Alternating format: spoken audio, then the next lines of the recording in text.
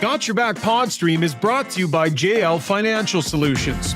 If you're an Albertan looking to plan your financial future, you want someone you can trust. Together with Sun Life's estate and financial planning services, JL Financial Solutions will develop a plan you can be confident in to grow and protect your wealth. Give Jonathan Lambert and his team a call at 780-733-0910.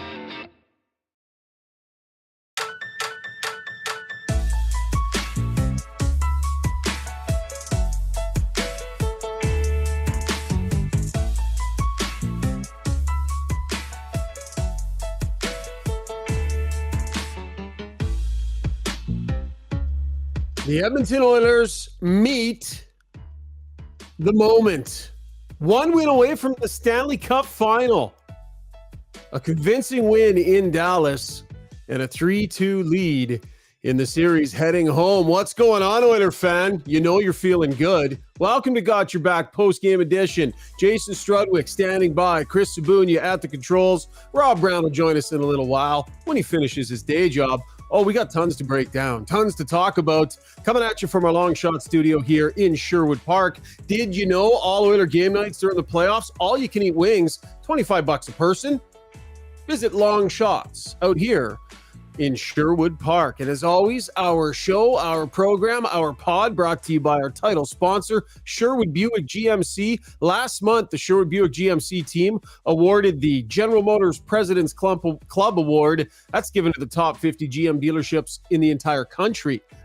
If you or someone you know is in the market for new or a pre-owned vehicle, make sure you go check them out. It's at 10 Auto Mall Road. Great vehicles, great service, great staff. They respect your time. I have the GMC Sierra 1500 Elevation, and it's a beast.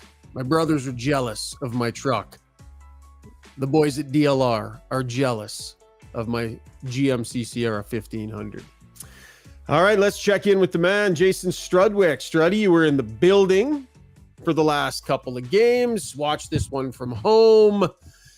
Buddy, we'll break it down in granular detail, but the headline for me here is that the Oilers have found the formula, man. They have found the formula. That's the best playoff game they've played this year. I honestly think it was, 60 minutes from McDavid right back to Skinner. That was just a really, really well played game. They did a hell of a job in a pretty hostile environment in a high pressure situation. Yeah, man, pretty impressive. Struds, I don't want. We're just podcast here, just live streaming and stuff. Not a huge deal. I don't want to be too picky, but you got any light to throw on yourself there? Was there any budget in the Got Your Back technical budget to throw the light on you? Hey. Yeah, I got it on. I have the same stuff I normally do. Subi, Poppy, what's going on with Struddy? He's shadows everywhere, and I don't know. Can you crank it up there, Zuby? Can you push a button and make him? I can, but it destroy. I don't think he looks bad. What monitor are you on? So you're thinking it's my monitor? I look the same as I always look. I think he looks nice. I don't know. Okay. I think he's got a nice skin tone. All right. If anything, I'd bring you down a little bit. You feel a tiny bit washed out. Oh, do so I? Maybe, okay, hang on. I'll click the light. Maybe down that's here. what's happening. I'll back it off there. Yeah, the forehead is a burning tonight.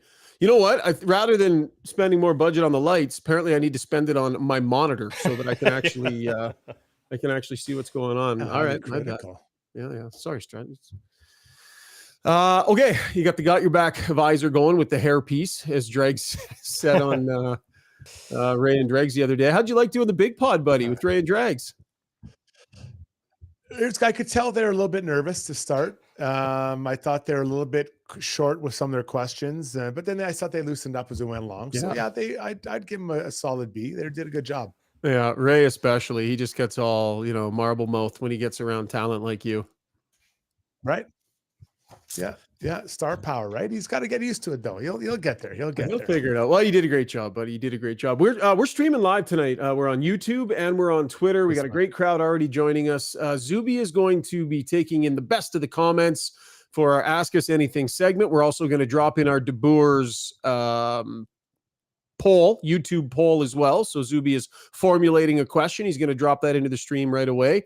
So thanks so much for joining us, and thanks for your contributions, and look forward to getting to some of the comments coming up a little bit later. Let's get to breaking it down, brought to you by Adrenaline Diesel, Edmonton's heavy-duty diesel truck repair shop, a unique shop for a couple of reasons. Their ability to do custom jobs like custom exhausts, engines, body work. If you can think of it, they can get it done. And also unique because they love finding problems. If nobody else can find it, take it to Adrenaline Diesel. They're the Ghostbusters. They will find it for you. High standards and great service. Visit adrenalinediesel.ca.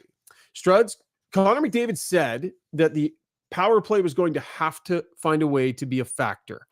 And here we are, 5 games into the series, and it finally has a chance to be a factor. Big swing in a stressful situation where both teams are pushing for that first goal. It was kind of tentative in both directions.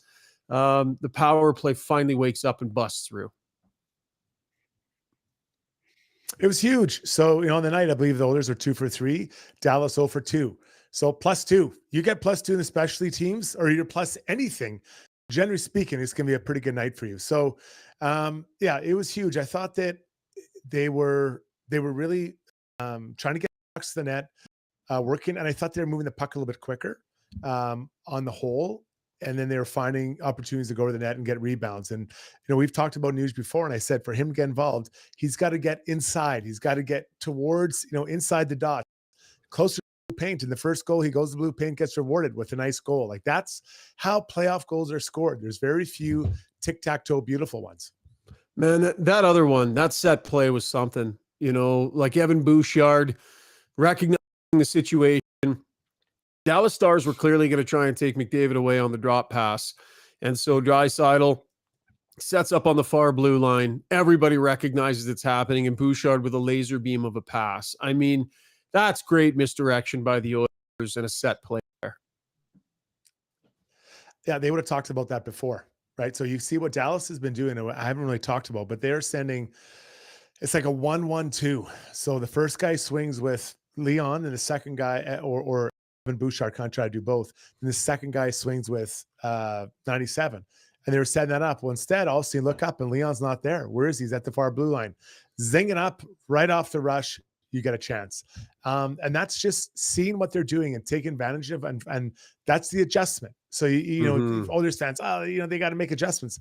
That's an adjustment. They talked about it. They had that play set up, and it worked perfectly. And again, another goal for the Oilers. Yeah, man.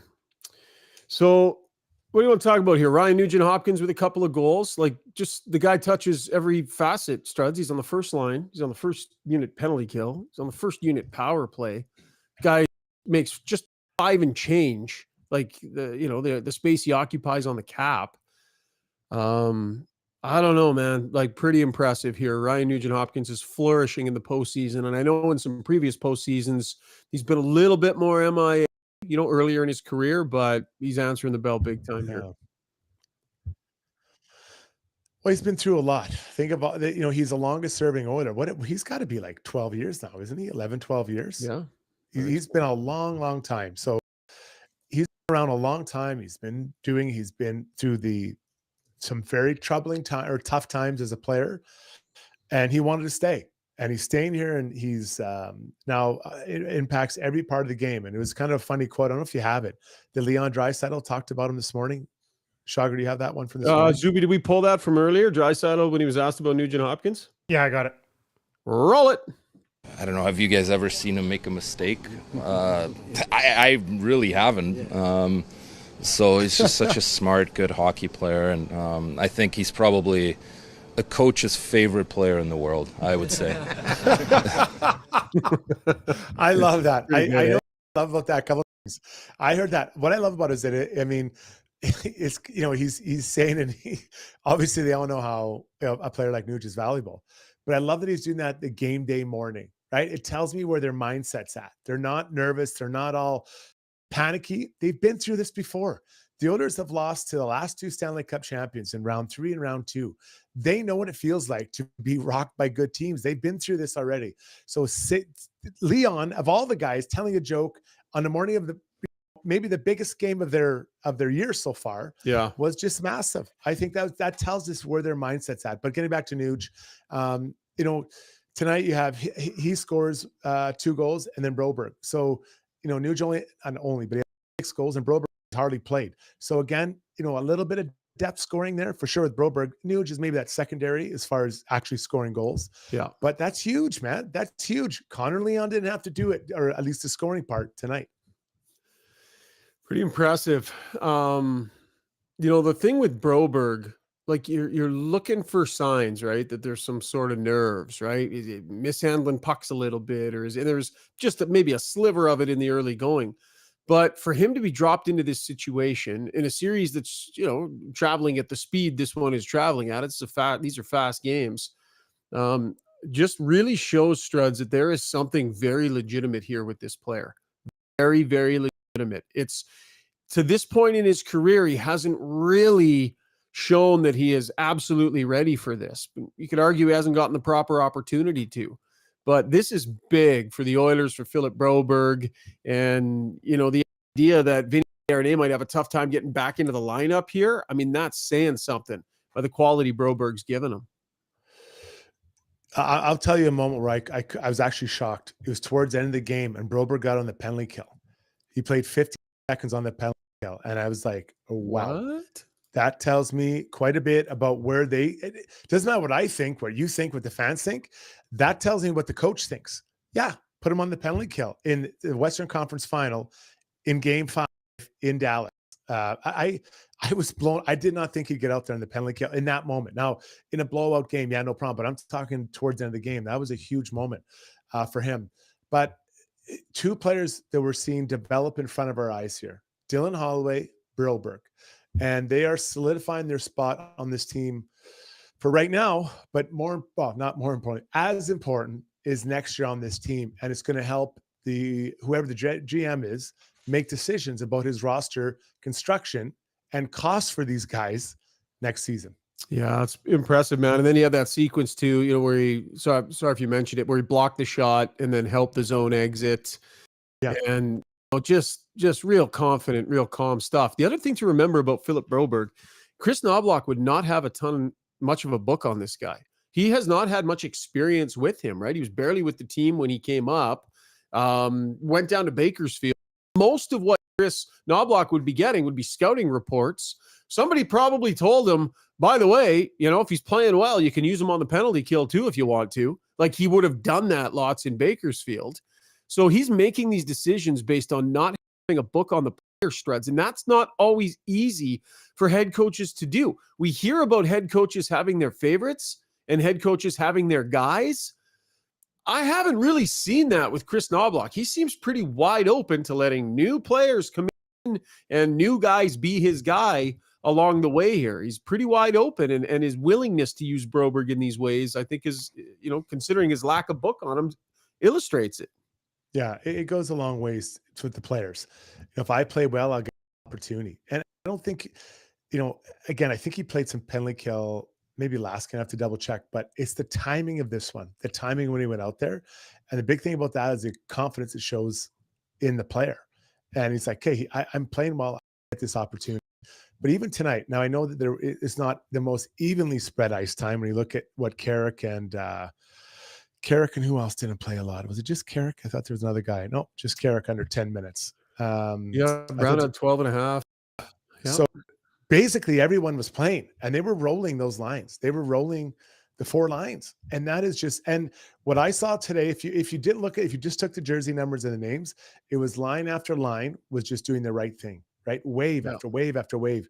When I played against really good teams and they beat us or, whatever, that's what it was like. It didn't matter because they looked the same all the time. Yeah, some players have some more skill, but it was wave after wave after wave. And that's what they had going on tonight. And really, really impressive game by everyone.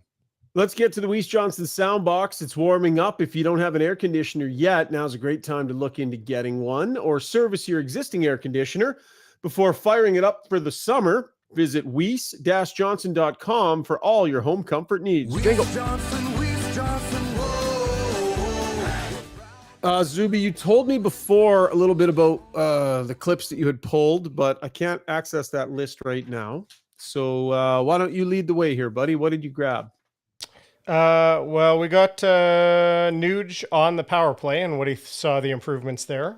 Yeah, 100%. Let's do that.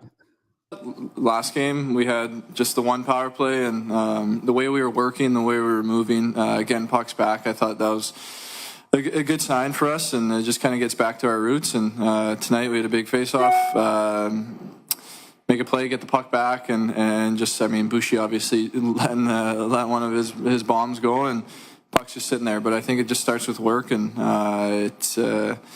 and we kind of go from there. And I think we're our best when we're playing. We obviously have our spots, but it's more of just feeling the right plays in the right situations.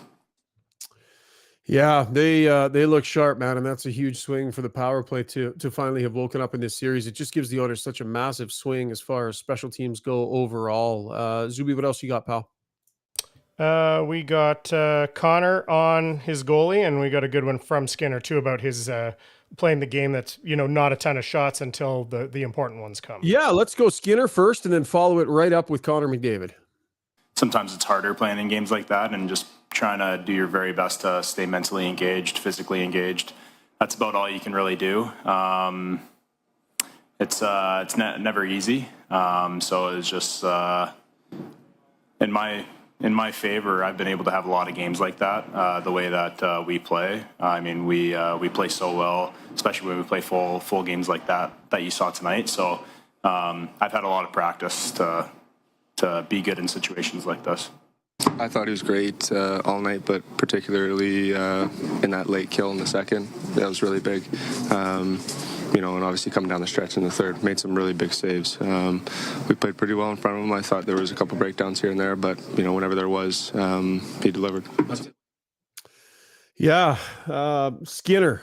Like, that can't be easy, Struds. That can't be easy to sit around with that lack of action, that lack of activity in a game that's that high pressured. And his team gave him a lead to work with for sure.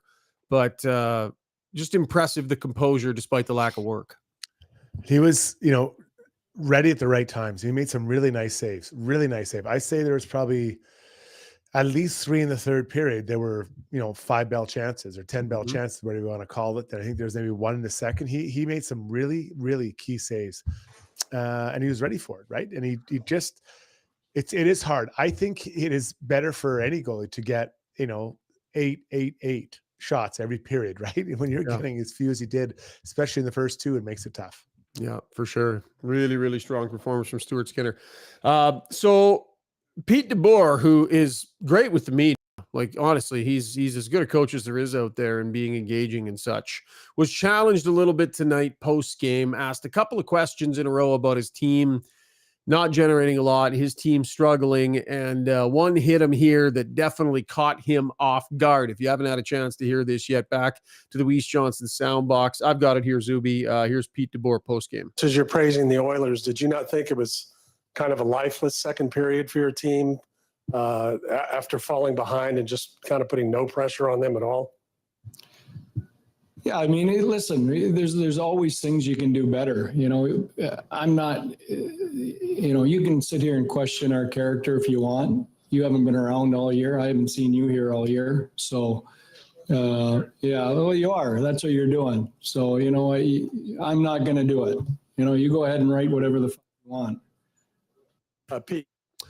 Yeah, so pretty frustrated Pete DeBoer there. I mean, it was it was a fastball. Like, the reporter definitely threw a fastball at him in a frustrated moment after the game. So I'm not surprised that he got a little shove back. I won't say the question was unfair, Struds, but that was throwing a fastball at him. Yeah, I would say it is. It's tough because Pete, I mean, his team, the last 2 games let's call it 55 minutes of the last game, and then I'm willing to call it 60 minutes tonight. So 115 of the last 120 minutes, his team has not been playing Dallas Stars hockey. I don't think that they've been able to do what they want to do for long stretches. Like, what have they been? What was the score last game? 4-2? No, 5-2. Yeah. 5-2. Yeah, the spot. 5-2. 5-2. Doyle had 5. So in the last 110 minutes, 115 minutes, they've scored 1 goal. So just think about that. The team that can score, they've scored 1 goal in almost the last 2 games. And the Take away those Oil first went 5 on a minutes. run of scoring 8 in a row. Yeah. So just think about that. Like you're a team that has, we talk about their depth, we talk about the balance, and they do have those things. Like those players have good track records of scoring. And yet in the last hour and 15 minutes, you've scored 1 goal. So yeah, you'd be a little bit fired up as a coach as well. And I don't agree that, I don't know if lifeless is totally fair. I'm starting to lean more on the side. You have to give credit to the team that's doing something, that's out there, that's leaning on you and playing a certain way.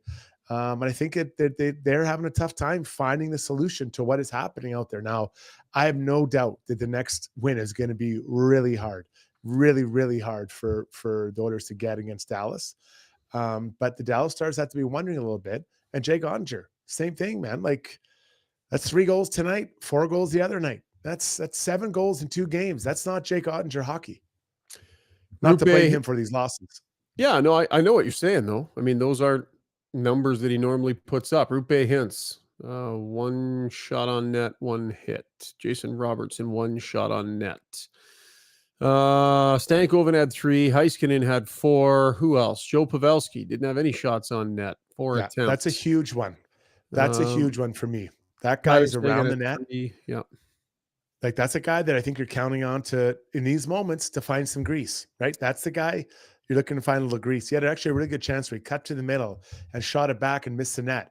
And I'm like, oof, that was a big moment. I don't remember what the score was. I think it was maybe 1 or 2-0. That was a big moment. Yeah, he got it with a great look right in the middle of the ice. Great He look, missed yeah. the net. Like for him to miss the net from there, come on. Like but that's like, so I think that those guys are feeling a little bit as well. Like it's tight out there, man. Like it's a tight setup. All right, let's get to our DeBoer's YouTube poll, brought to you by DeBoer's Golf Shop and Fitting Center, aiming to help you play better golf with golf fitting instruction, after-sales support, and merchandise, as well as clothing, celebrating 25 years. What a great local company. 25 years. They've got a fantastic atmosphere in their shop, 5311 99th Street here in Edmonton. Zuby, hop in, bud. I like the poll you put forward tonight, buddy. Why don't you read it for us? Yeah, so the poll tonight, pretty simple, but maybe something in the wording. I said, who impressed you the most in Game 5? And the choices are Skinner, Ryan Nugent-Hopkins, Philip Broberg, or Chris Knoblauch. Maybe Knoblauch is, maybe I'm thinking of Games 4 and 5 together, kind of giving him some credit for some of the moves and the way he's handled things. But that's the poll. Who impressed you the most in Game 5? Of those choices. There's plenty of write-in options as well. What would you go with, Spuds? They're interesting choices, Zuby. And I'm not saying they're bad. They're interesting because they're so diverse. I think the one that I would least have expected was Broberg. I think that's probably the low-hanging fruit. After that, I would go Stu Skinner, and then Knoblauch, and then Nuge. That's how my order would be. I don't know. What do you guys think about that placement of the players? Zuby, what do you got?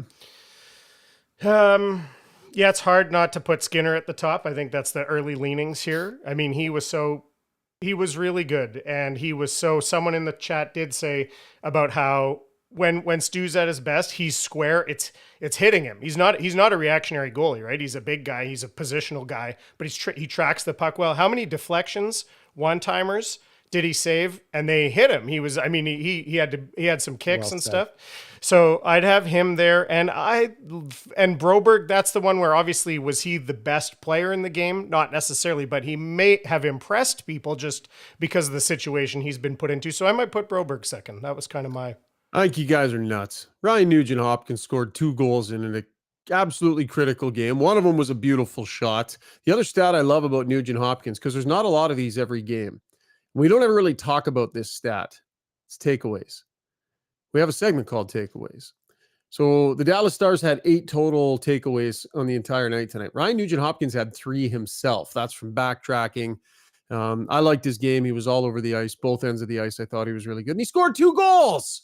Why? And I'm not going to give it away here, but Skinner's leading the poll, boys. What am I missing on Nugent-Hopkins here? I think we've seen him do it before. I think that's the difference. He was fab. You know what? I'm happy for him as a fan, especially that he's put really now he has really put to bed this, a narrative that was there that he wasn't very good in the playoffs. I mean, in the last 2 series, he's been incredible. He's whatever he is now, top 3 or 4 in scoring in the playoffs. Like, I'm happy for him that narrative is dead, and he's doing it every game right now. People are asking me who the reporter was that got under DeBoer's skin. I'm not sure. I'm actually not in Dallas, as you guys have noticed. I'm in the home studio. So TSN was kind enough to let me hold back from that trip. My stepkids are graduating this weekend. Carter and Ella have their grade 12 graduation ceremony tomorrow. We had big celebration for them tonight. So big congratulations to both of them. But obviously was covering the game, pre-game and post-game. I'm just doing it here. But nice to get a couple of days off to be able to get some family time in an important life event.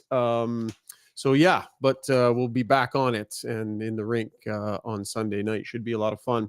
Struds, let's close this segment. We are waiting for Rob Brown, by the way. He's finishing up his show, and then he's going to hop in with us. Yeah, Zuby? Can we do one other thing? I just wanted to shout out from NB Oiler fan on the stream. He says, any chance getting a shout out for Jacob, a budding 10-year-old Oiler fan on the East Coast, New Brunswick, obviously. Mom's away this weekend, so he got to stay up late for the game with Dad, listening to the podcast now. And I thought we'd put that here instead of Ask Us Anything, because he might have to be in bed before then. But thanks for watching and listening, Jacob. What time is it there? Are they 3 hours? Is it 1:29 a.m.? I think it's 3.5 out there. I think that his mom will be really happy to hear that.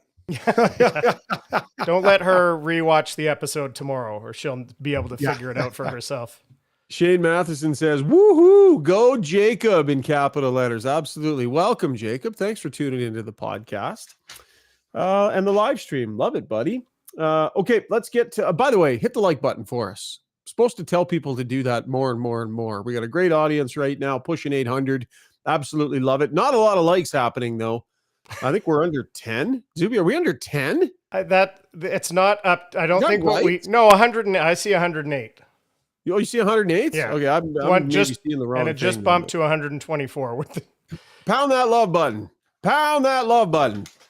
Let's get to our Relentless Player of the Game, brought to you by UCAN Youth Services. If you're looking to hire entry-level staff for your company, UCAN Youth Services trains youth in pre-employment skills to help get them ready, willing, and able to join your team. Check out www.ucan.ca for more information.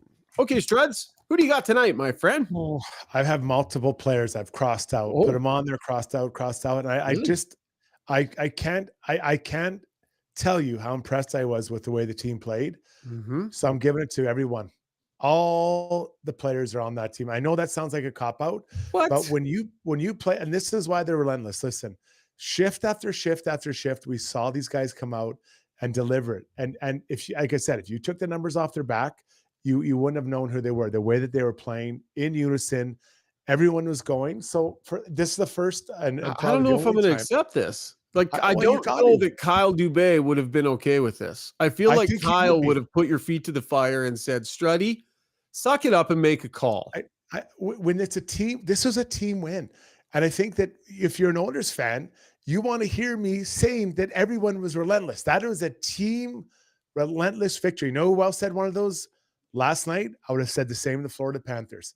They had a team. So both teams that are right now leading in their respective conferences, I would give them both the nod for relentless player of the game with both their players. And that is something I did not expect. Relentless player of the game, not which team played better, which team won the game. You're doing the UCAN Youth Services, which team won the game tonight. So, Ubi, what do you think? We're going to let this slide? I'm okay with it. It's not like he hasn't done it. We haven't done this before. It's okay. The team was relentless. I thought they were relentless in pursuit of a win. They did play a great team game, man. And by the way, what I think does not matter, Struds, because Sherry Frazee, one of our favorites on the stream, has chimed in. She said, I agree with Struddy. Team win in all capitals and exclamation points. So my apologies, Sherry. You were right, Struds. She's on your side. Check it out. Check out Florida's game. It's the way it has to be. You know, that's the direction you have to trend in. And I'm not saying that Dallas or New York isn't doing it, but Florida Edmonton did it their last game.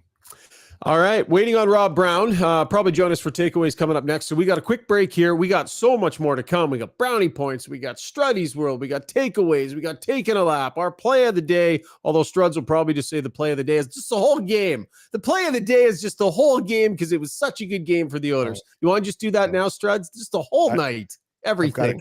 I've got a great one for this. I have it written down. So don't try to tip my hat. Stand by. Lots more to come. Quick break here. The fastest growing male grooming company on the planet just got even better. Backscape 2.0 with a revolutionary friction fit handle makes the razor easy to pop in and out to shave not only your back, but anywhere on your body. And those hard to reach spots just got even easier with the new ergonomic design. Backscape's new titanium shave head makes for a smoother, more comfortable shave that respects your skin. Backscape 2.0. Stay smooth, gentlemen. On paper, my life looks exciting. In reality, not so much. Every day it's same old, same old. Clock in, clock out. Then I discovered Play Alberta. I can play casino games anytime. Bet on any game. And buy lottery tickets anywhere in Alberta. I think my spleen is ruptured.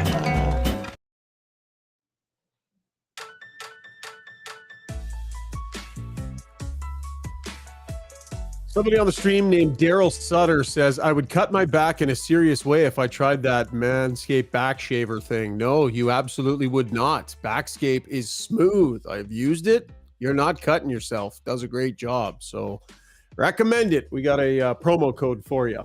Their segment coming up in a few minutes. For now, it's time for takeaways brought to you by Martin Motorsports. Going to show you a pretty cool vehicle here.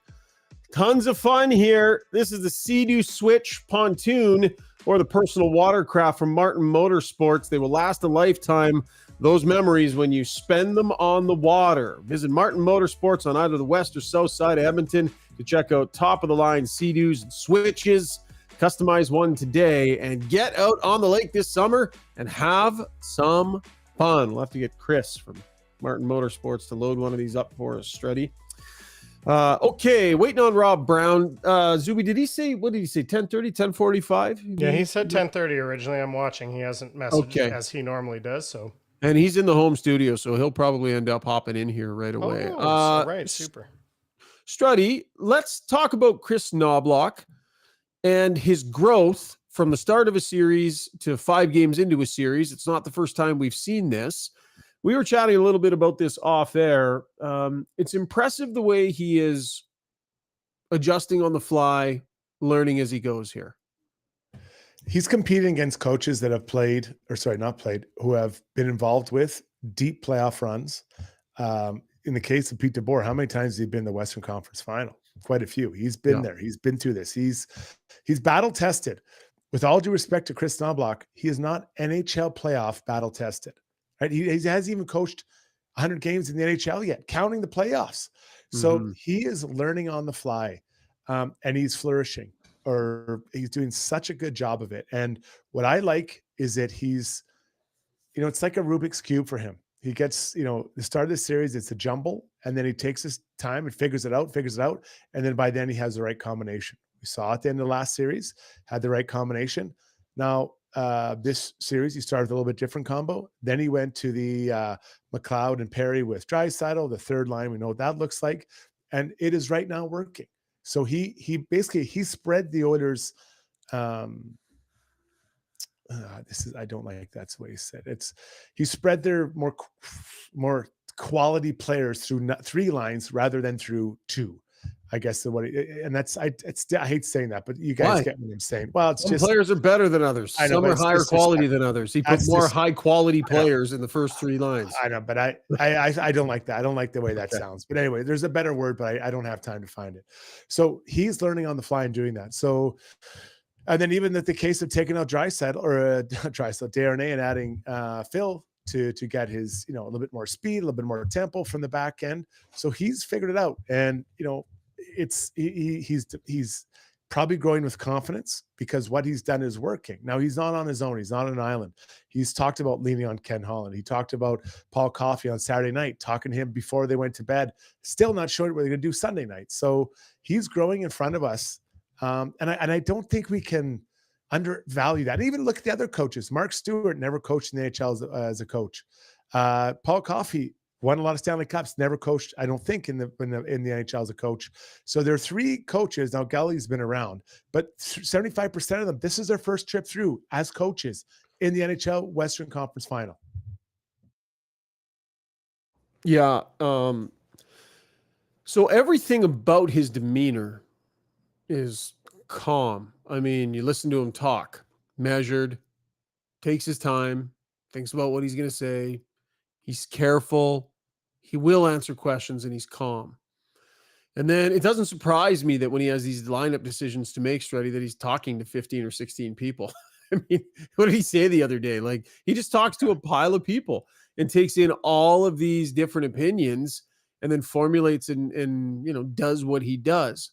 Now, most of what he has done has come out great. I mean, I'm not going to say it's been perfect. It hasn't been. There have been a couple of bumps along the way here and there. And whether they were his fault or not, I'm not sure. But we all saw Adam Henrique come back way too soon. A couple things here and there.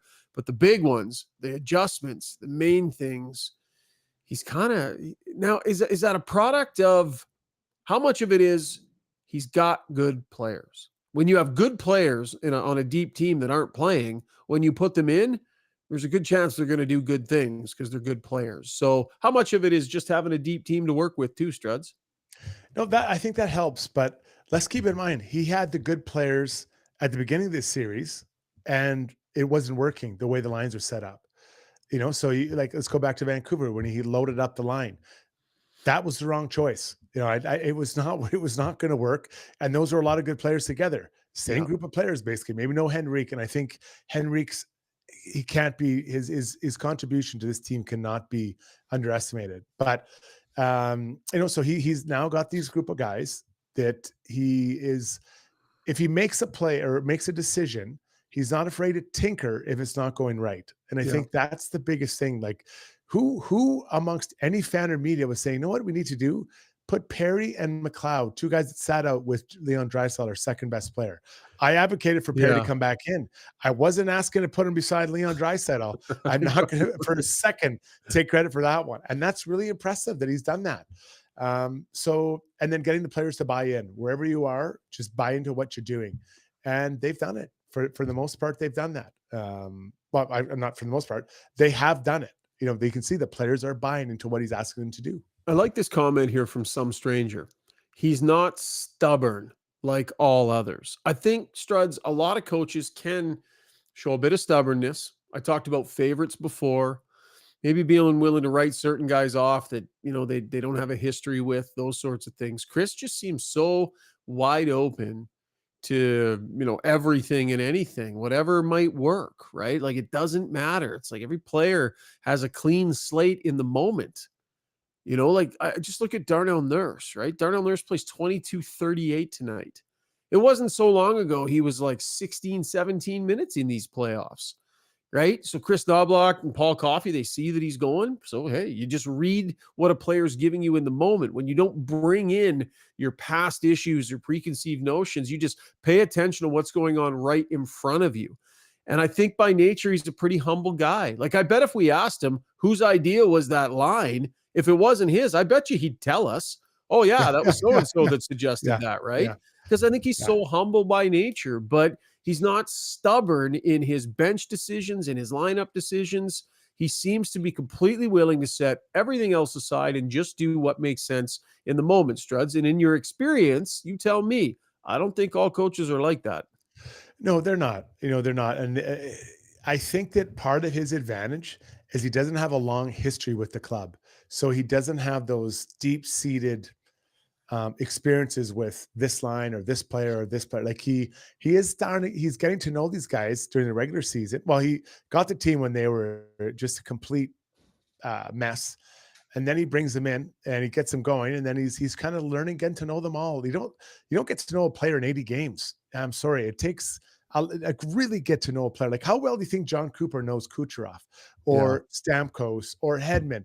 Do you think he maybe knows them a little better than this guy knows Leon Draisaitl or Darnell Nurse? I bet you way better. So it takes time, but so I don't think having those preconceived, so not preconceived, but that long track record with a certain player and what they can do and can't do, in your opinion, or his opinion, they're not there. So I think it's a little bit different. And I do think that's a benefit to him and those players in this time. You mentioned Broberg earlier. I mean, he really wasn't on the team all year, and the games he played weren't massively significant. And all of a sudden now he's played the last 2 games in massively significant moments, and playing 12.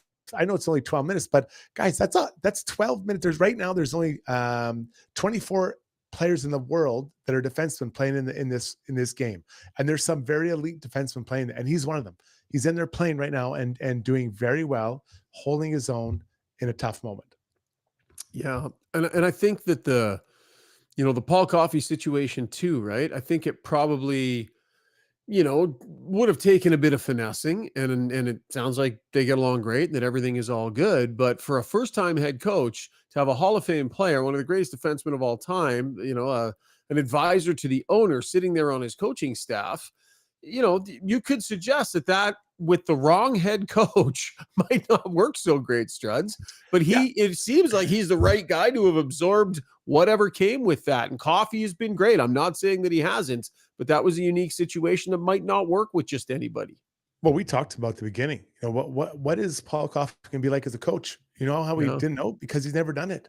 And that's, he was such a good player and he's such a good guy, but we didn't know what he could bring. And he has done extremely well. But I think for Knoblauch, you said it earlier, I don't get the sense he has a big ego. I think he truly considers everyone's opinion, and he has a vision for what he wants to be at. But I think he's willing to, I'm just guessing here, but I get the feeling he's the type of guy that if someone has a better idea than his, he'll bring it in. Like he's not going to, well, this isn't my idea. It's not my idea, Shocker. It's not my idea, so we're not going to use it, right? Like I think he's open to, not having to be the smartest guy in the room syndrome. And I've seen that with coaches, and it is tough. But 100%. So I think he's open to it. Yeah. So I think that he's open to bringing those ideas in, and those. I think there's got to be, with any coaching staff, I think there has to be a little bit of give and take with your assistant coaches. But once you leave that room, it's united front. I played on a team where guys talked about things. You leave the room and they would, undercut the coach's legs from underneath them. And I couldn't understand that. You debate it. Once you leave the room, you move on. And as a united front, you present it. And I think that that's what these guys have done. But again, I'll say it again. 3 coaches on this staff have not had this coaching and experience at this level.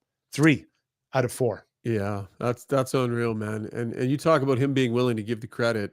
All you need to do is go back and listen. I mean, when we first started talking about the penalty kill and how good they were, he couldn't give Mark Stewart credit fast enough, and he basically said he handed it entirely over to him, because he comes in and Dave Manson had been running that.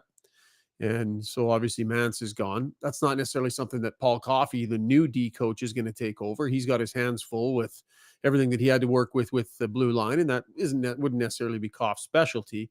So he had no choice but to give it to Stewart. And he was eager to give him that credit. He was eager to let people know that it was him. And what a gutsy thing to do, man. I mean, there's so much riding on your first opportunity as a head coach, Struds, especially when people aren't sure if you can do it or not. And to come in and have the confidence and courage to delegate, that's impressive. To delegate, but then to elevate them with the way you compliment them. And I think that goes a long way. Everyone loves being told or they're doing a good job. Everyone loves to hear that. And Mark Stewart put in position, maybe he felt he was, I don't know if he thought he was ready or not, but it's, hey man, this is your gig, and he did it. And he was a pretty good penalty killer, if I remember correctly. So it wasn't like the game has changed that much. Like he's still, and he's done a great job. So I love that he's praised those guys, but I keep going back to it, man. He's a rookie coach, swimming in some very, very deep water here, and he's doing a great job. I don't think the media, I don't think is talking enough about that, about what this rookie coach is doing, because it is.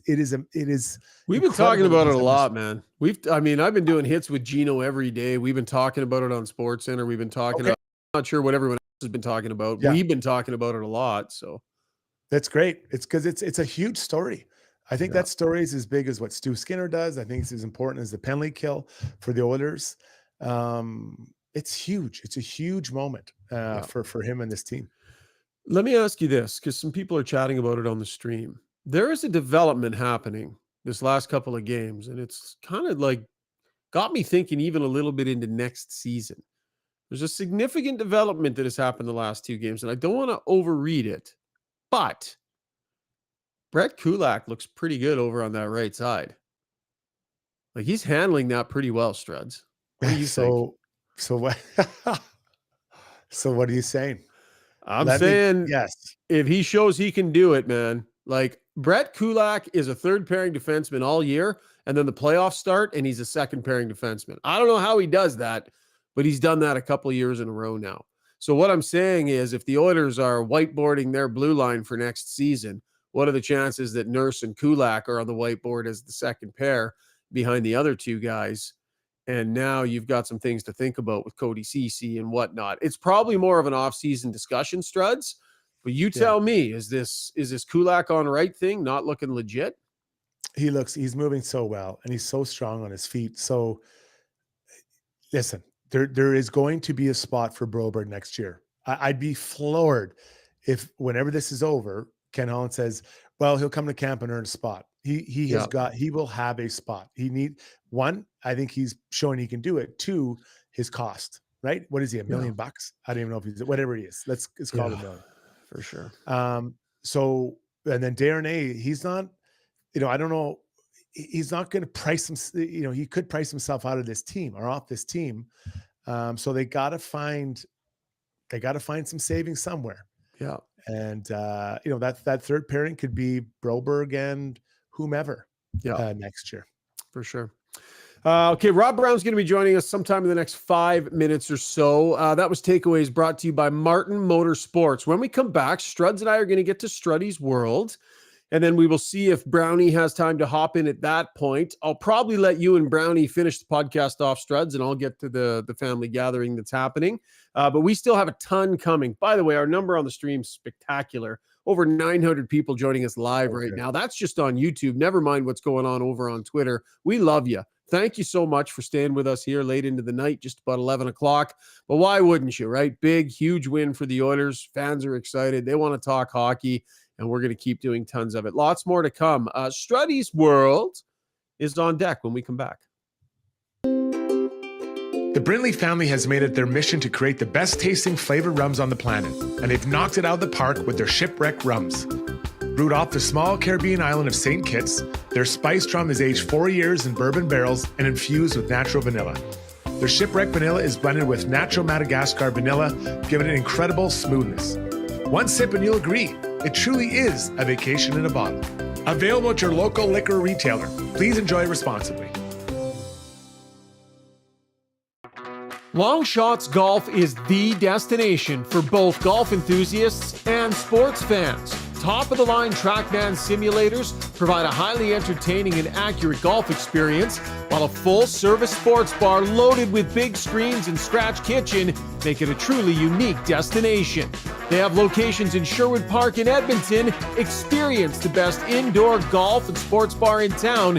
Visit longshots.ca. That's longshots with a Z.ca.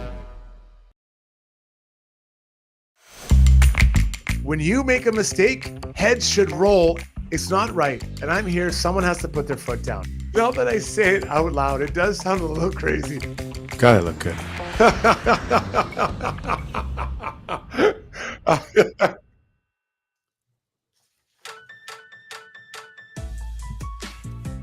Hey, time for Struddy's World, brought to you by DLR Vinyl Products. They have locations in Calgary and in Edmonton. If you are a contracting business or a contractor yourself, let DLR Vinyl help you add vinyl fence to your product line. You know your customers want it. They're asking you about it, aren't they? Well, DLR has a way for you to get it to them. Reliable, unmatched service, high-quality North American-made products. Visit dlrvinylproducts.ca. Now, Struds, we know the other sponsor of Struddy's World, every other show, are our great friends over at Shipwreck Rum. One of our favorite things here on the pod, Struddy, are when we have sponsors enjoying other sponsors. And what a great example of it tonight. Rick and Rob from DLR Vinyl crushing the Shipwreck Rum tonight at our grad barbecue. So Rob's got a big hulking glass full of the mango. Rick's got the shit-eating smile. He tried the coffee. Fantastic stuff. So DLR Vinyl gives Shipwreck Rum the thumbs up. Co-sponsors of Struddy's World. Love that, Struds. Yeah, so good. Delicious. Both boys look pretty happy. For sure. What do you got tonight, my friend? When it comes to playoff hockey, I think there has to be a different protocol and behavior surrounding it. Friday night, I was at a couple friends over. I was watching the Rangers game, and a gentleman came to the door trying to sell me, I forget, something like, and my wife answered the door, and then she called me over to deal with it. And I just said to the guy, I said, I'm going to be completely honest. I'm not listening to it all right now because I'm watching a hockey game. So text me the stuff and I'm walking away. So I walked away and I was rude, but honestly, I don't really care because I'm watching a hockey game that's more important than you trying to give me half price bug spray.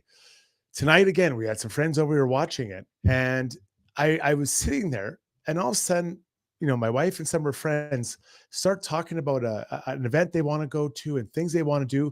And they were asking for my opinion.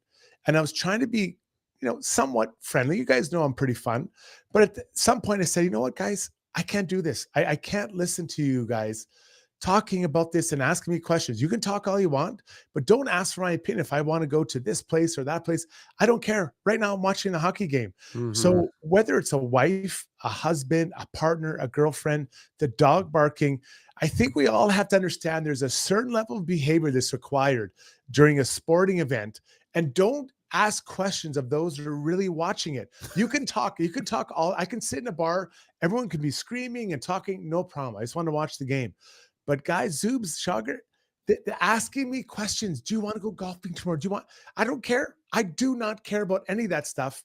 It's just the behavior is improper. And I think we all have to get on top of that because it's not working. It's wrong. Brownie, what's going on, buddy? Did I miss much of that? No, I just heard Struds. You didn't sound very happy. Are you okay, Struds, buddy? Is there anything I can do? In a nutshell, I had people around me asking me questions about things. If I want to do this, I want to do that in the middle of the game, 2 nights in a row now. And I'm like, I don't want to talk about that now. You can't wait 20 more minutes and do an intermission. So it's for everyone. This isn't just women or men or dogs or cats. Just do not disturb someone who's watching the game by asking them stuff that they don't care about. It's not important in that moment. Sherry Frazzy says, Struddy, I am completely zoned into the games too. Laugh my ass off. So once again, Sherry is on the same page tonight as Struds. Brownie, how are you, bud? I feel like no big deal. You can chit chat and watch the game at the same time. You can multitask. You've got that focus. Well, actually, I was mowing the lawn while I was listening to it tonight. So yeah, it was. I mean, how hard is it? Seriously. No, that's different. They're not asking you, do you want to do this? And then say, well, how come you're not answering? Because I'm not listening to you. I don't want to listen to what you're saying. I do not care. You can talk you can have a dance party. You can do whatever you want. I do not want to hear you ask me questions about what I want to do because I don't want to answer it. Then you get upset because I'm not listening. It's outrageous. Is this Struddy's World I'm listening to, or is this just a rant? No, this is both. It's both. DLR is paying for whatever's happening right now. I think you sound good, Struds. I think you sound good. I'm 100% on your side, even though I have no idea what you're talking about. But yes, I'm on your side. That's all I need to hear. Now, Struds, is that because you have a podcast to do after and a show to do and you need to focus and know what you're going to talk about? Or if we never had a show, would you still be as bitchy watching the game? So Friday night, no, I'm not bitchy at all. I'm happy to have a conversation. Hey, do you want some chips? No, I don't want chips. But don't ask me if you want to make would you rather have this kind of chip or that kind of chip? Do you want to go get some chips? Do you want to get some Slurpee? What do you want to do? No. If you want. So the other night I watched the Rangers, Florida, and I said, a guy came to my door trying to sell me mosquito repellent or something. I'm like, why are you, like, my wife calls me over to talk to him. Why are you asking me? I said, the guy said, I'm watching the game. I do not care about this. Just text me and I'll answer you later. And I was never going to answer the text. You know that. But anyways, it all again now. Frustrating. I'm so frustrated about it. Oh, wow. Oh, Brownie. How's your mood tonight, buds? Mine's fantastic. Can we get a weed sponsor for Strides? Maybe he needs No, I'm THC something. Might I interest you in a gummy, sir? I'm actually very calm when it comes to all this, but that is repeated behavior that needs to be changed by many people I know. Oh, fantastic. Zuby, you got something? I don't want to throw a 6-year-old under the bus here, but my daughter was sitting down with me watching the game, trying to talk to me about her LOL doll and that she just got. Yeah. And I said, honey, please, I was very kind. I'm a pretty level-headed. I try to be a level-headed dad. I said, honey, please, Dad's watching the game. If you want to talk about the game, or like I said, oh, what a save. And she said, what? Who made a save? I said, if you want to watch the game, I'll talk, and I'll answer questions. I don't mind talking to her about the game while the game's on. And the kids are getting into it a little bit, but I did not want to talk about the LOL doll. Yeah. Randy, age isn't the excuse. Age is not an excuse, Zuby. Don't accept it. She's learned that's what I was teaching her. That's what I was teaching her tonight. Not really, but I can feign interest when it matters. Yeah. When I'm giving that one-on-one time. But Struds, I'm on your side, and I'm teaching her that. Let's talk about the game, honey. If you want. Chris R says. Chris R says, "What kind of chips were you offered, Struddy, and did you take them?" No, that's a bad example. There weren't actually chips. So I'm trying to just explain the situation. Okay, do you want to explain it one more time, or can we get to brownie points? Yeah, well, obviously, okay. I'm. You know, you are part of the problem. Obviously, I would have hated being at your party today. Hey, what kind of shipwreck rum? Do you like shipwreck rum? I love shipwreck rum. Do you like with ice? Just give me the shipwreck rum. I don't care if you throw it on my face. Just give it to me. Like, it's enough already. Struddy's World, brought to you by DLR Final Products. They got their money's worth tonight. Okay, let's transition right into brownie points. Now, just so everybody knows, here's the plan. We want to know everything Brownie thought about the game tonight. So we're going to do brownie points, and then I'm out of here. I'm going back to hang out with the family. In our Take a Lap segment, we're going to get all of Brownie's thoughts. So Struddy and Brownie are going to take it the rest of the way after brownie points because we want to know everything that Brownie has to say about the game tonight. He joined us a little late. Reed kept him a little late. For the boss's liking here. So I'm going to squeeze out the rest of the podcast from you, Brownie. But for now, let's get to brownie points, brought to you by Hammel's Premium Jerky. There's the jingle. Their world-famous jerky located right here in Alberta using prime Alberta beef. That is meat. Their jerky is available in 14 tantalizing flavors, including the famous sweet and spicy jerky that went to the International Space Station. Today is the last day for their May special. £1.5 of jerky, $55 in free shipping. Visit albertajerky.com. Brownie? Well, I don't normally give brownie points to the opposition, but I got to give 53 brownie points to Wyatt Johnston tonight. Only one got by Stuart Skinner. That was absolutely filthy. That tip that he to turn his stick upside down, the creativity to think to do that. He just took a 6.5-inch stick and turned it upside down, so he only gave himself 2.5 inches to deflect it. That was pretty. So 53 goes to Wyatt Johnston. I have 86 brownie points going to Philip Broberg. I mean, the guy's sitting in the press box. He's played 2 NHL games in the last 5 months, and all of a sudden, okay, you're playing in game 4 and 5 against the best team in the Western Conference. I thought tonight the first shift and a half, a little shaky. I thought he fumbled the puck a little bit. The coach, Paul Coffey, gave him a little pat in the bat, said, go out and get it. And I thought he was excellent. His speed has been a difference in this series. So good on Broberg. 2 brownie points to the Oilers power play that had my buddy Jason Strudwick concerned at one point in the Vancouver series. Lost faith. He had lost faith. It took a while. I was right. They were in a dip. They were not in a dip at all. The puck just didn't find the back of the net, but tonight it did. In a game that you win by 2 and you have 2 power play goals, good on. And I love the adaptation. They decided they were going to take Connor McDavid away, swinging in the back end. All right, we got an odd man break now, and Nugent Hopkins jumps on that. He scores a goal. 19 brownie points to Stuart Skinner. Only one player has taken more abuse on our show than Stuart Skinner, and that's Darnell Nurse. There's a lot of people question whether this team could win with Stuart Skinner. McLeod. No, I'm sorry. I was talking about the show that I do with Reed. Oh, the Chet show. People don't talk about McLeod as much on that one. It's Darnell and it's Stuart.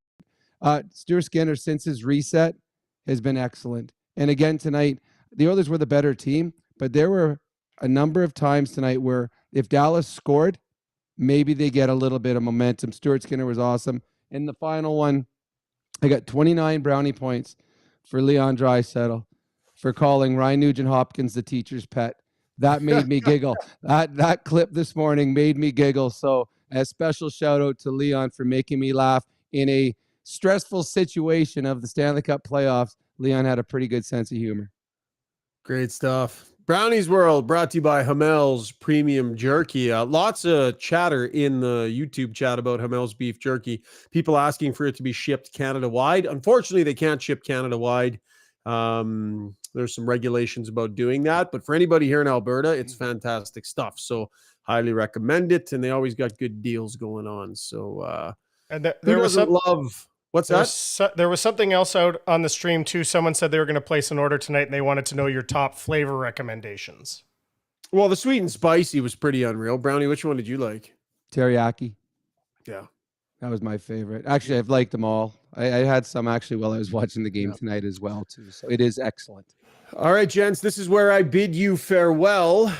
Land the plane. Don't break it when I'm gone. Thanks for finishing up. So when we come back, we got another break, right, Zuby? Yes. All right, quick break, and then the guys will take a lap. We'll hear Brownie's thoughts on the game, and then ask us anything. Just a fantastic crowd tonight, Brownie, on our stream. We're close to 1,000 people, man. It's been unreal. Wow. So you guys can take some time with Ask Us Anything. I'm sure there's lots of great stuff there. So have a good night, boys. We'll see you soon. See you, buddy. Spring is here, and if you're thinking of buying a new home during the housing market hot period, contacting a mortgage broker should be your first step. Maria Gallus with Maximo Mortgages can guide you with a stress-free experience. With access to dozens of different lenders, Maria's simplistic approach and expert advice will have you ready to put an offer in on your dream home. Take the stress out of your mortgage journey. Contact Maria Gallus at mortgagesbymaria.ca. That's mortgagesbymaria.ca. For over 60 years, Belvedere Golf and Country Club has been delivering a high-quality golf experience to Edmonton and area. This beautiful private club, located on Highway 21 just south of Sherwood Park, occupies 160 acres and presents a challenging yet adventurous 18-hole design. A beautiful clubhouse, fully stocked pro shop, and warm, friendly staff truly make it feel like you belong to something unique and special. Visit www.belvederegcc.com. Okay, heroes, are you trying to tough it out through a sports or life injury right now? Trying to prove your mettle by grinding through, gritting your teeth? Well, Redefined Health is here to say it's time to come on in. At Redefined Health, they'll high-five you for your toughness and then get to work on helping you fix the problem. Helping athletes and heroes find better balance, performance, and injury prevention. Visit redefinedhealth.com.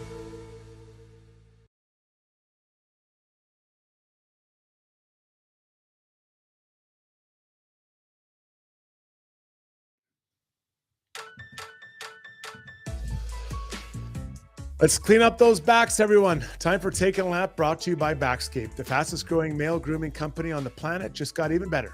Engineered for back shaving, the new friction fit handle allows you to effortlessly snap the shaver in and out to touch up the rest of your body. Go to backscape.com and use promo code GYB10 for 10% off your first order. Stay smooth, gentlemen. All right, normally this is where I come in and talk about the world of hockey and what's happened today, but we got Brownie. So Brownie, you got 2 points you want to get to. Number one, let's start with the defensive structure, my man. Well, the Oilers were a team for years where they were top heavy talent wise, and they tried to outscore their mistakes. And I was an offensive player, and there was times I would call it anticipating. Other people would call it cheating, where there's a battle along the boards, and as an offensive player, you kind of anticipate the puck's going to go north, and you're already kind of sliding in behind the defense and looking for that odd man break. The problem is, if the puck goes the other way, you're caught defensively. And I know that for a fact because I was caught many, many times. And the Oilers in the past, their first thought was offense. And you would see them sneaking to the offensive side of a scrum. And it was awesome when it worked out, but when it didn't work out, now you're chasing.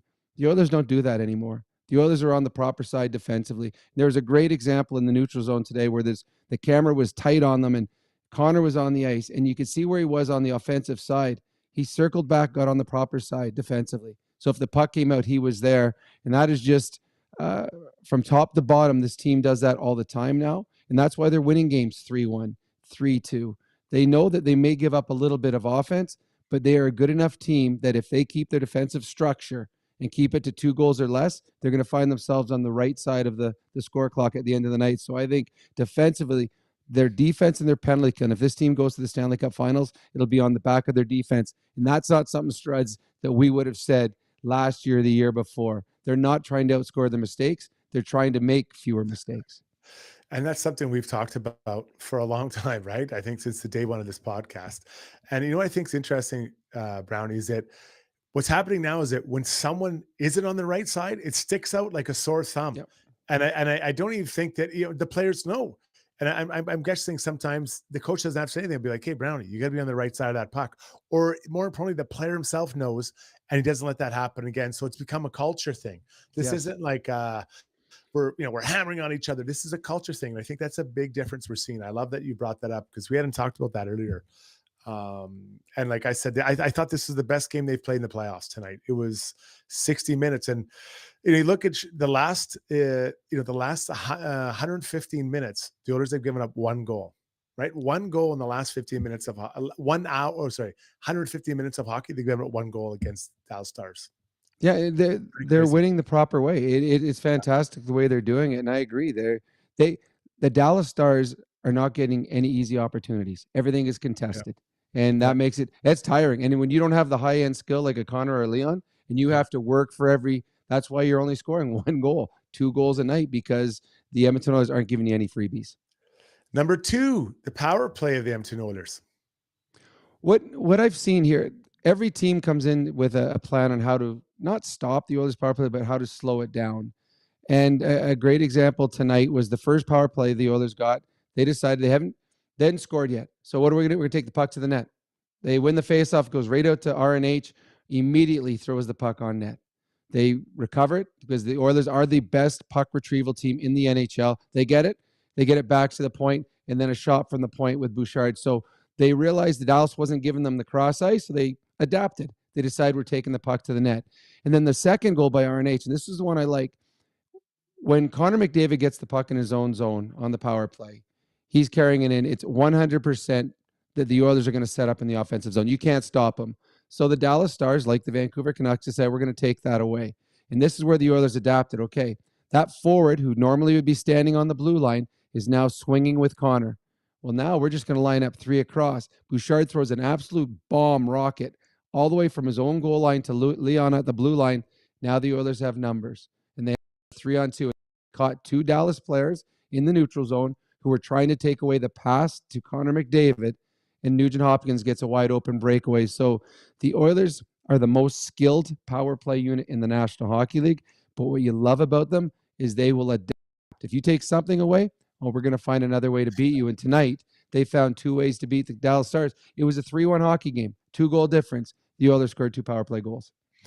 Yeah, it was huge. Absolutely huge. So now we gear up for game 6 Sunday, Edmonton, and a lot of good momentum going in. I don't know if it carries from game to game, but I think the mindset of play, I think that carries in, right? I'm not sure that the 4-1 win does, but the mindset of how you play. And I think it'll be interesting to see how they go. Any quick thoughts on Chris Tanev? I mean, what guts the guy has. I mean, I got to know him this summer. I played an event with him. One of the nicest people I've ever met. But the kid is tough. Like, seriously, I watched him play the series when you said he probably shouldn't have played when he was with the Flames against the Oilers. He couldn't move his arm. He played a game in the National Hockey League against the 2 best players in the world. He couldn't move his arm. Couldn't take a pass. He couldn't shoot the puck, yet he played. And then tonight, he was in a walking boot yesterday. And they showed him in warm-up skating around. I couldn't skate that fast when I was fully healthy, and this guy's doing it on 1 foot. So I give him all the credit in the world. He did not look out of place out there. He makes the Dallas Stars a better hockey club. He's a warrior, and tonight he just proved it again. I was taking a lap, brought to you by Backscape. Now let's get to your comments, and we are rocking tonight. We have so many viewers, so many listeners all across our different platforms. Thank you for joining in here. It's your turn, though. Ask us anything, brought to you by the Shark of the Part, Renee Bouclin of Maxwell Devonshire Realty. Rini is all about amazing service for a client. Buying a house is a big deal. You need someone you can trust and who you know is working 24/7 to either sell your home or help you find a new one. Call Rini at 780-994-0280. Zoobs, what do you got for us, you old dog? Jump in here. Let's do the poll really quickly. Brownie didn't hear the poll, so I'll give him the question and the options, then we'll give the results. So the poll tonight, Brownie, was who impressed you the most in Game 5? The choices were Skinner, Nuge, Broberg, or Chris Knoblauch. I'm going to go with Skinner. I just think the confidence he's playing with right now is through the roof.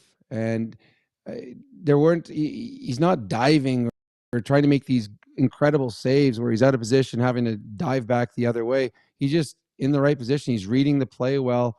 And it took an absolutely filthy tip to get past him. So anytime the Dallas Stars, they would have any momentum in this game, Stuart Skinner shut them down. So to me, it would be Stuart Skinner.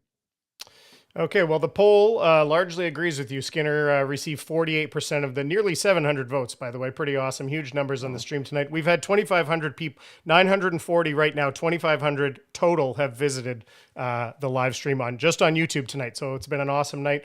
48% of the poll said Skinner, 26% said Nuge, 17% said Broberg, and 7% of the votes for the coach, Chris Knoblauch. And then one other thing, Brownie, just a couple people mentioned this, and you weren't here when we talked about the Pete DeBoer thing.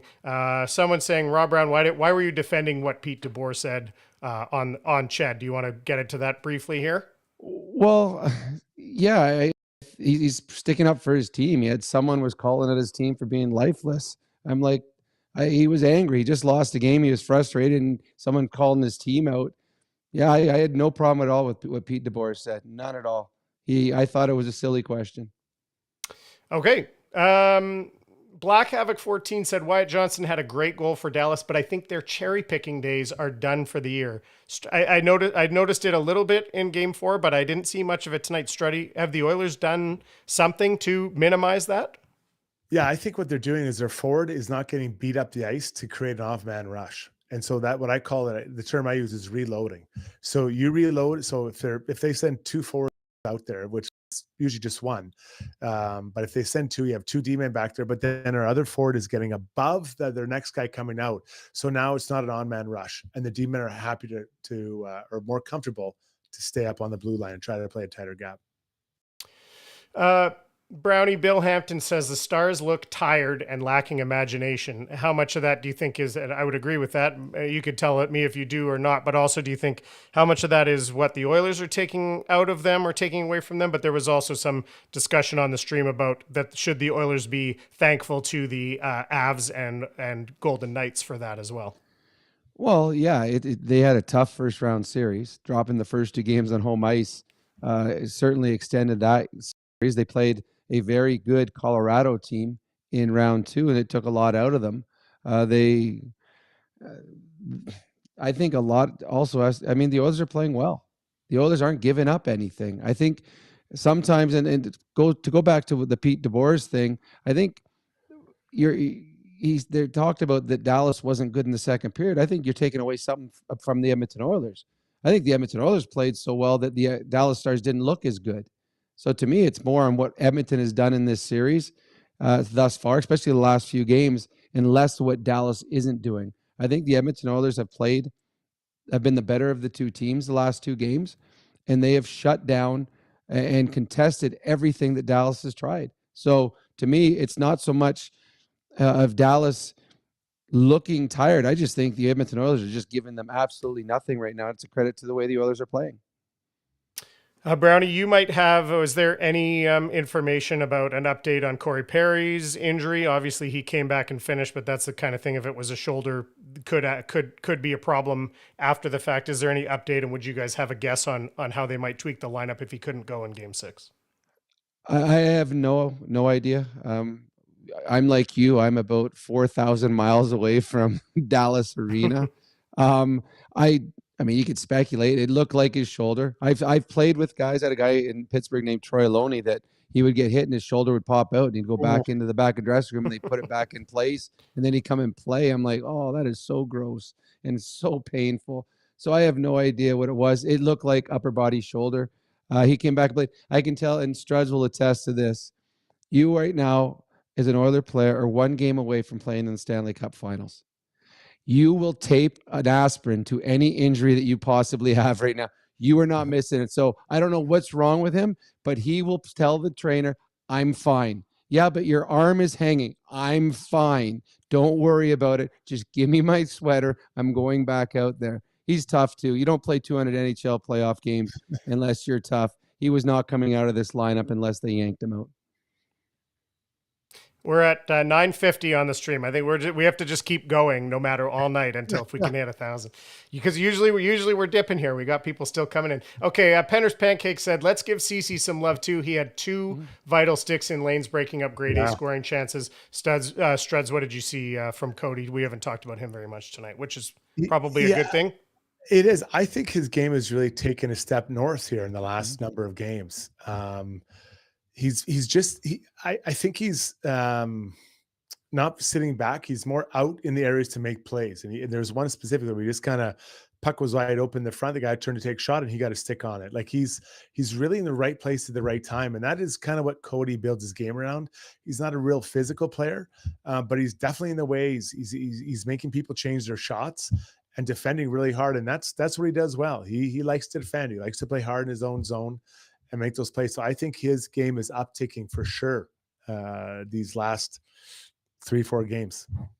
Brownie, Bill Hampton says, is the book on Ottinger low glove? Or are you seeing anything else there as a goal scorer? Are you seeing anything from Jake Ottinger that maybe could or is being attacked?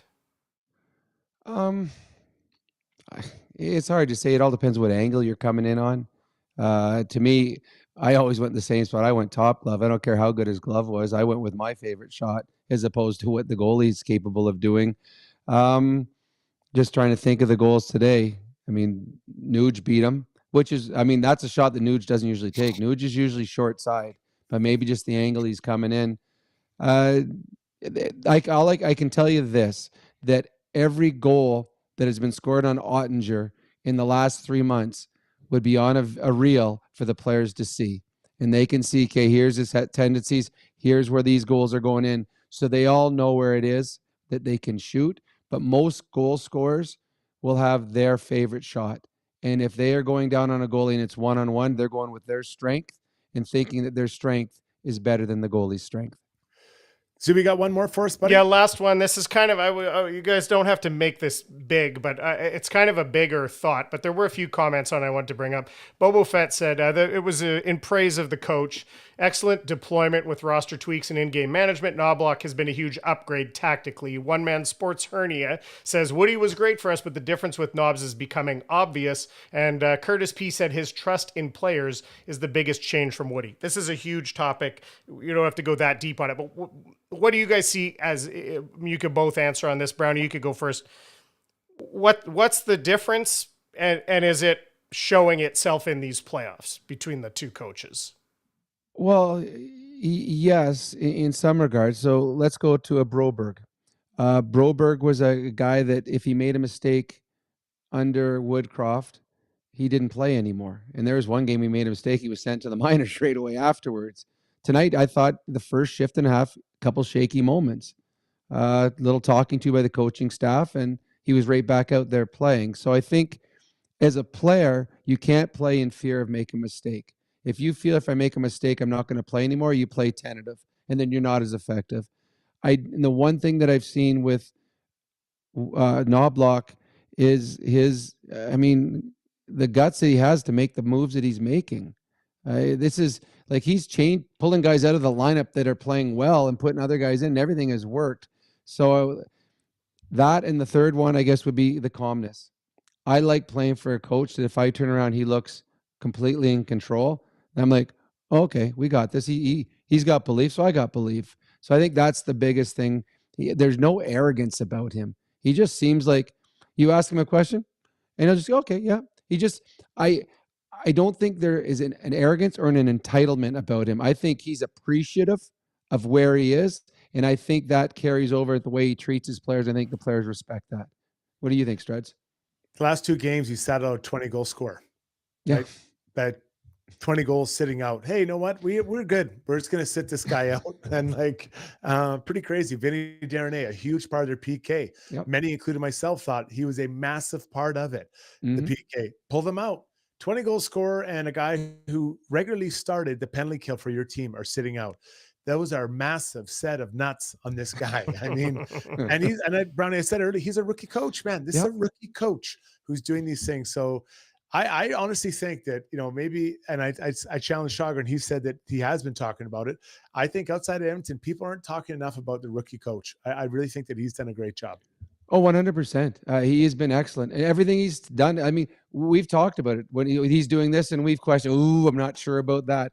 Putting Perry and McLeod as the line mates for Leon Draisaitl. Second best player in the world is getting two guys out of the press box who's got 0 points combined, and they were the best line. So I give all the credit in the world to Chris Knoblauch and the guts to do it, but also the fact that everything he's done has turned out. So hopefully he has 5 more games or 5 more wins of magic in him, and we could all be celebrating here by June 24th. So good. So good. All right. Great. Thanks for all those comments. Let's get to our final item here. It is the play of the day, brought to you by Play Alberta. Playoffs are wild. We all know that. And this year, Play Alberta is making it even wilder. Make a deposit with promo code GYB50 to snag a $50 free sports bet with your next deposit. Get ready for unbeatable promotions throughout the playoffs with 10+ odd boosts on every Oilers playoff game. Score a chance to win a pair of lower bowl or even exclusive suite tickets for an Oilers playoff game just by making a bet on an Oilers playoff game at playalberta.ca. Bonus terms and conditions apply. I'm going to go to the third goal by the Oilers as my play of the day. Henrique is in the faceoff dot, gets kicked out. The Vander Kane wheels in there. He wins it back to Henrique, a hard one. It wasn't an easy one. Henrique fights for it, throws it back to the rookie D-man Broberg, who launches far side shelf through a little bit of traffic, or a screen, I should say, scores. Just a massive game by, that's the third line and arguably your sixth defenseman making that happen, Brownie. I thought that was a great play. It was the difference. It put the game out of reach for the Dallas Stars. There was belief on that bench that they could come back until the sixth defenseman scores a goal that knocks them out. So yeah, 100%. I believe that was the play of the game. Guys, this was awesome tonight. So much fun. And thank you for everyone who joined here. We had just massive numbers. We continue to be so thankful for all your guys' appreciation of what we do. And we love that you chime in and listen to what we have to do. You can get all the podcasts tomorrow and all the different platforms. Zuby, any final thoughts before we bid adieu? Fun show. Looking forward to Sunday. That's going to be a big one. I think we'll crack 1,000 on the live stream on Sunday. Can't wait. Everybody tell your friends. Yep, tell your friends, tell your grandmas. They love it. We're big with the grandmas. Brownie, have a great night. Zoobs, you as well. We hope Shagar had a good time. And remember, if you were watching a game with someone who's trying to watch it, don't make plans with them. Just hand them the bowl of chips, pass them another Diet Coke or Shipwreck rum. Let's move it along.